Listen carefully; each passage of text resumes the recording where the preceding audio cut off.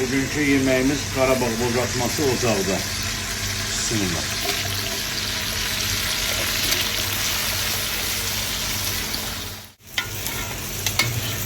Kuzu ətini, 10 kiloluk kuzu ətinin bozartmasını ətini atırıq. Orada qəşəng bozardacam onu, Qarabağ bozartması. Gəlin inşallah tadına baxın. Yeyin görün bal kimi.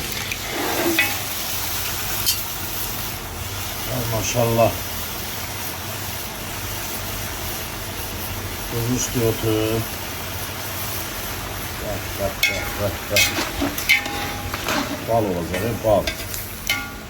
Bu bozartmamız yavaş-yavaş az qalıb hazırlanacaq. Bu əsil kişi yeməyidir. Bir dənə quzunu atırsan belənçə qazana, bozartma edirsən, qulaq suyu, dağ havası bir darağı boyunda. Bozartmamız, Qarabağ bozartmamız hazır, pırt qırılır öz yağında, öz şirəsində.